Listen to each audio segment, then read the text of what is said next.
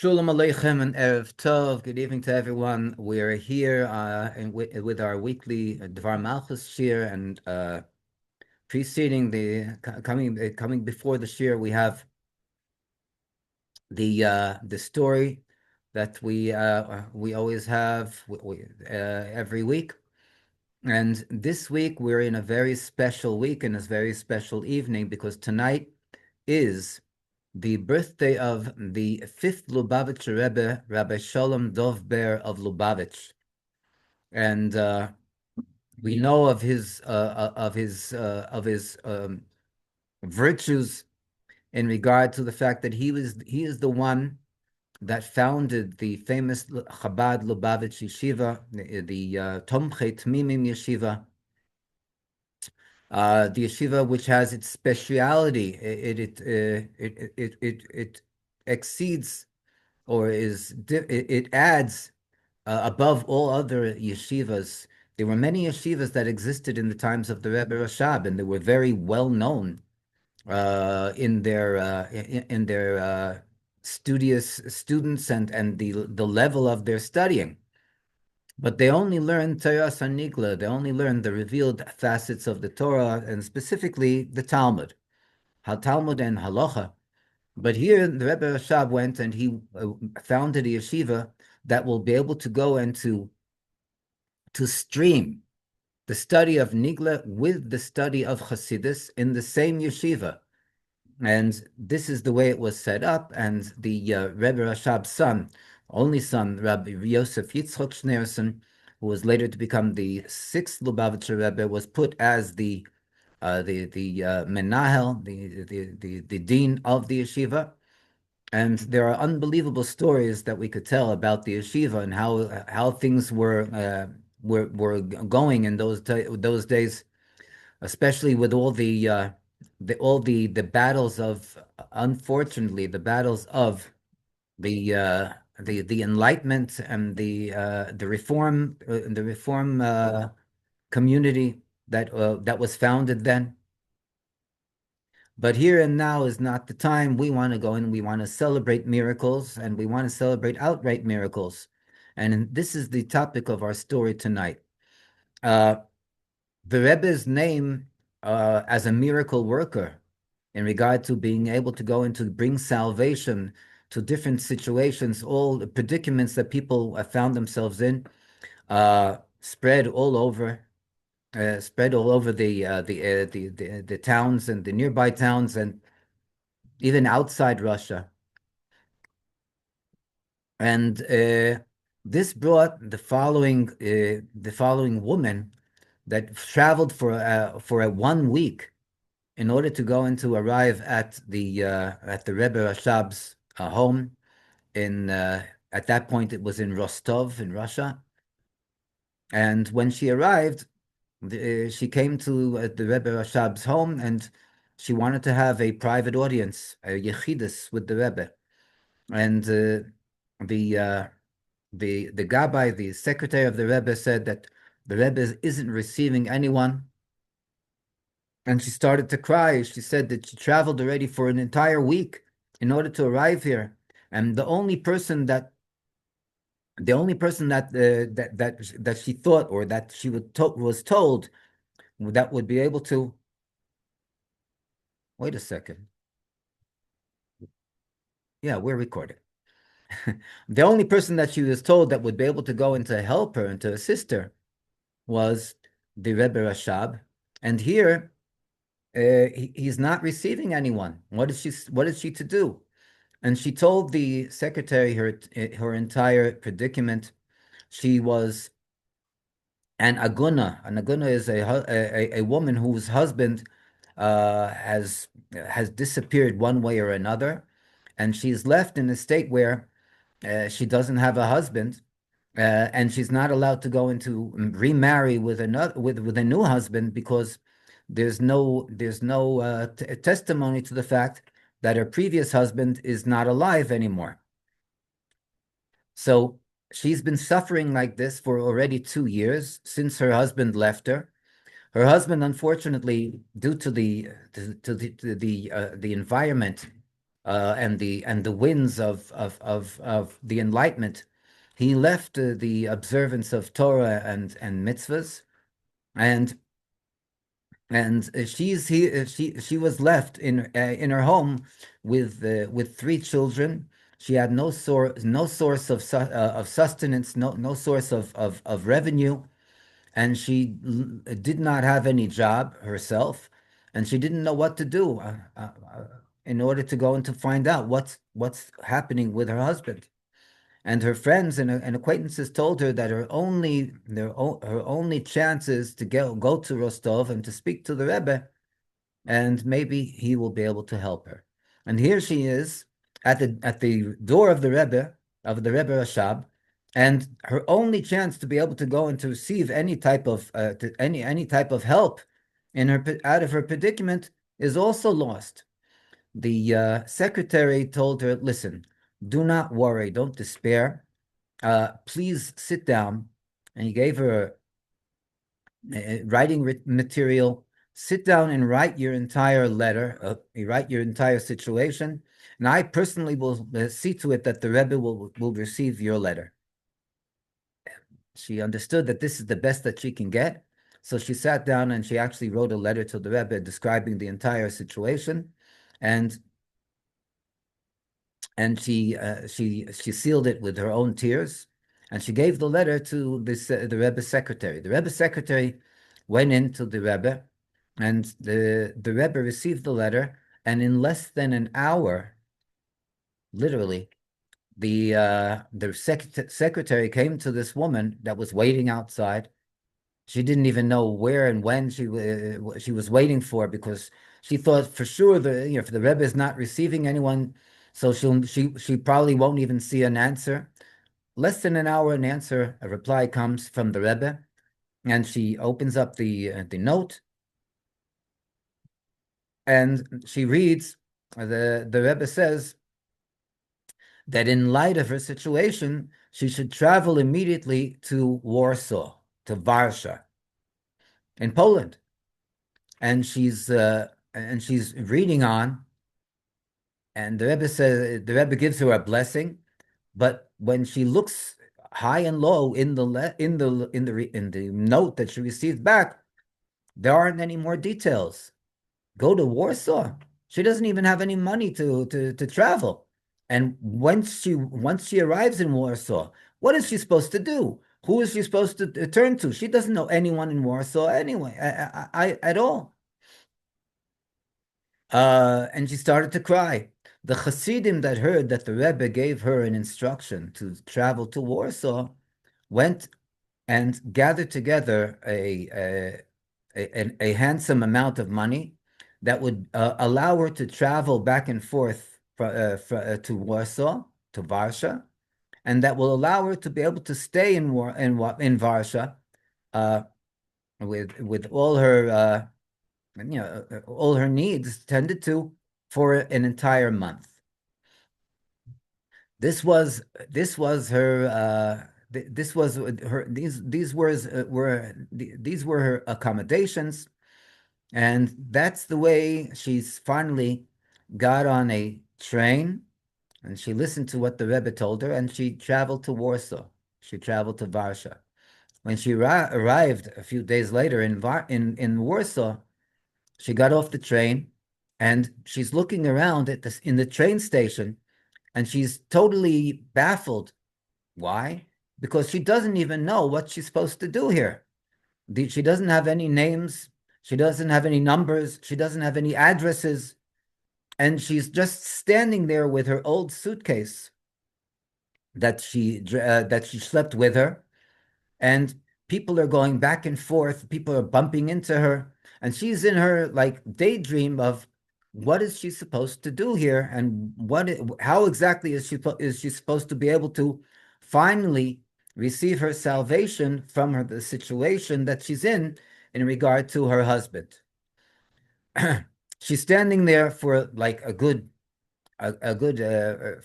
hour, and finally, all of a sudden, someone bumps into her, and she and keeps on continues to walk, And then she, because of the person that bumped into her, she picks up her eyes, and lo and behold, in front of her is standing a very well-dressed man with a big orange ginger beard, and he looks at the woman, and he asks the woman, "Tell me, I noticed that you're here for quite a long time.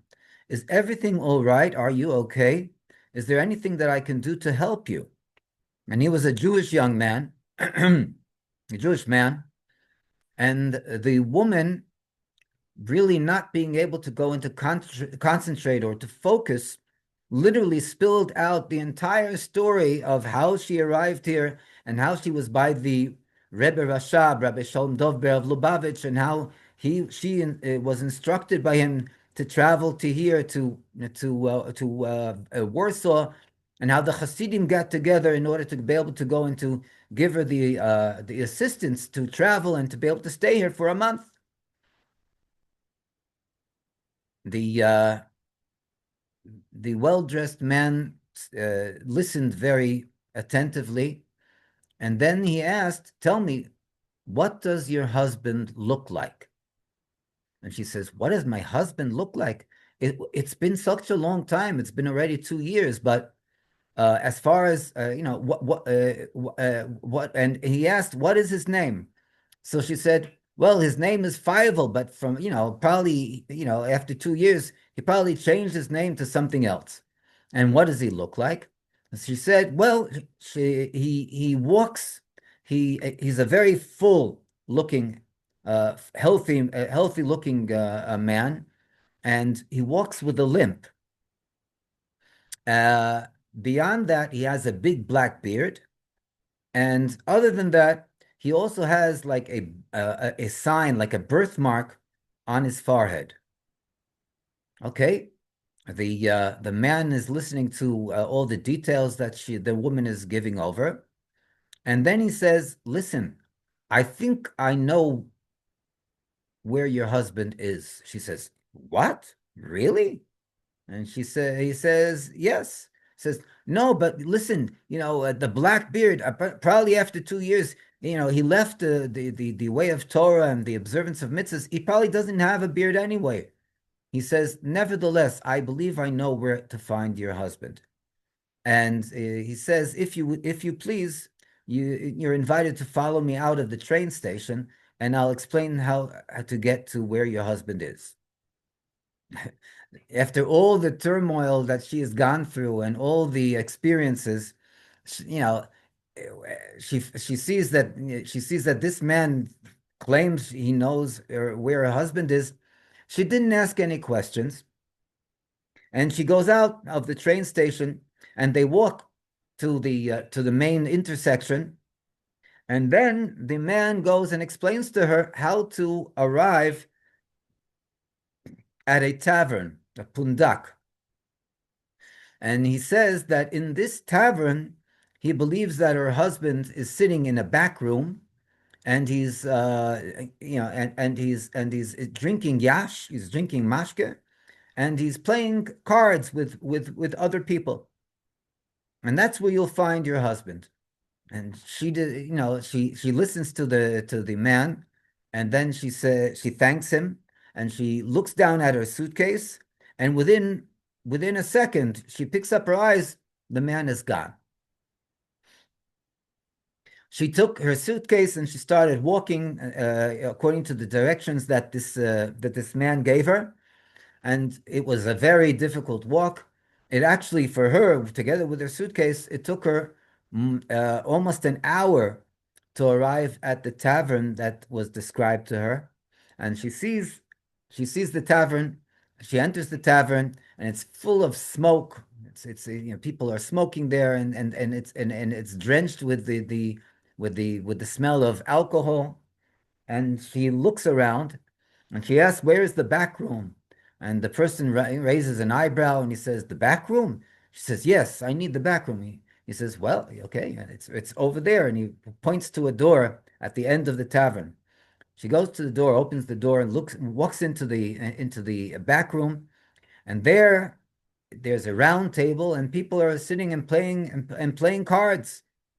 And as she enters and comes closer to the table, all of a sudden one of the card players is shocked, and he shouts out, "Sarah, how did you get here? How did you arrive here? How did you find me?" And this is none less than her husband. He was sitting there, and he actually didn't have a beard, but she recognized him more or less from the way that she remembered him 2 years ago. And then she came over to him and she started to explain in tears of what happened and what transpired, and how the Rebbe Rashab told her to come to Warsaw, and how she met this person in the train station, and this person, this Jewish person, told her where to find him. And all of a sudden, her husband starts to pace back and forth, and going through his, running his fingers through his long hair, which was very long already. And he says to himself, "What? Rebbe Rashab? I don't know any Rebbe Rashab. And Jews here in Warsaw? I don't know any Jews in Warsaw. Who could have told you how to arrive and find me? And who could have known where I was?" And he was in a state of shock. But he was in such a state of shock that he started to break down in tears, because this whole situation and the whole miracle story really touched him. And within a month, literally, the husband, out of great shame and embarrassment, he decided to do tshuva. He decided to return to his wife and to become an observant Jew back the way he was, and even more. And that was the end of that story. Now, the story is not ended. The woman decided the following Rosh Hashanah that she wanted to travel to the Rebbe Rashab again. And this time, she wanted to go and to give the Rebbe a thank you letter for restoring her family situation, and bringing back her husband.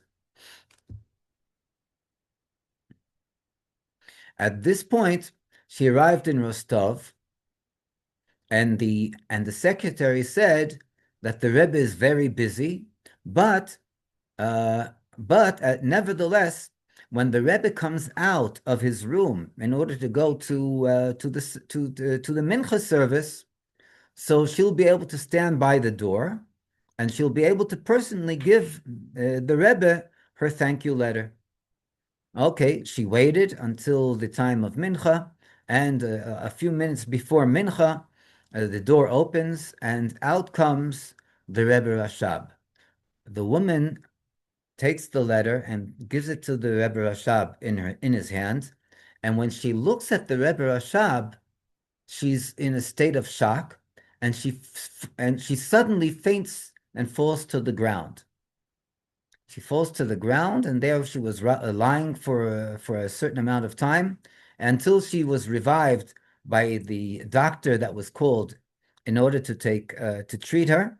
And when she sees the doctor standing over her, so the doctor says, "Listen, apparently you were in a state of shock, and you fainted, and this is what led to the fact that you were here on the ground, and I finally was able to revive you." But what made you so excited? Why were you so excited? So the woman said, "How could I not be excited?" And she started to explain that when she was sent by the Rebbe Rashab to Warsaw in order to go and to find her husband, there was a person that was at this train station that after an hour of standing around found her, and he was the one that told her where to find her husband. And the doctor said, "Yes. So what was so exciting about this that made you faint?" She says, "No, doctor, you don't understand. The rabbi that came out of the room that I gave my thank you letter, the Rebbe Rashab, that's the man that I saw in the train station in Warsaw." And the doctor listens and he says, wow, well, this is a little hard to believe.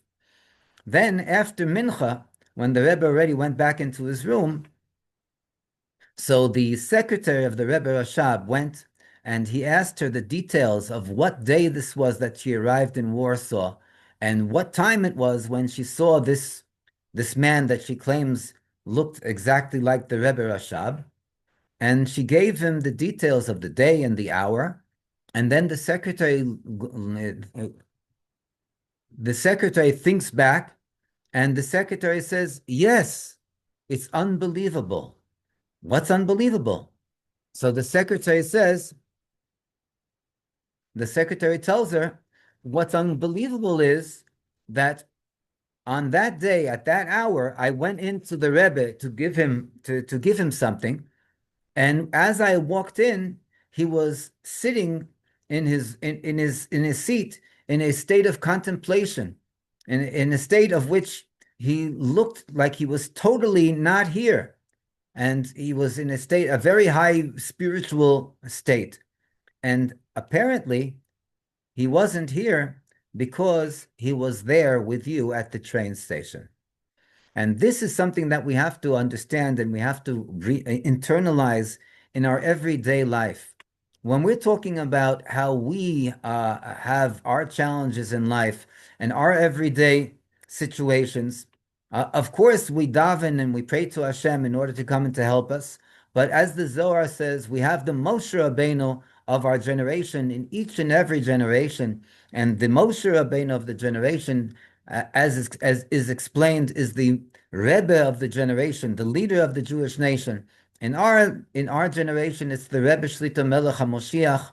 And when we are in these types of situations that we need salvation, that we need assistance, we need guidance and instruction, we go and we turn to the Rebbe and we write a letter to the Rebbe in the Igros Kodesh in his holy letters. And hundreds of thousands of people daily, literally daily, write letters to the Rebbe, and they have found to see how all their situations sooner or later are resolved by the Rebbe's brachas and the Rebbe's instructions as they are meant to be followed to the letter, to the T. And this finally should bring us on this special day, the birthday of the Rebbe Rashab, the day that Mazalo Gover, his fortune, the root of and the source of his neshama, is on a revealed basis here in this world. We should be able to have the greatest and the biggest of miracles. And this is the restoration of our husband, the husband of Knesset Yisrael. We are the wives. We are the wife of the Kodesh Baruch Hu, of the Holy One, blessed be He. We should have this on an immediate basis with the revelation of the Rebbe Shlita Melech Ha'Moshiach, on a good and revealed basis with happiness and joy of the heart, and it should be teichef umiyad, mamish, mamish, mamish, immediately now. Yichi Adonenu, Moreinu v'Rabbeinu, HaMelech HaMoshiach, Chai v'Kayom, le'olam voed. Amen.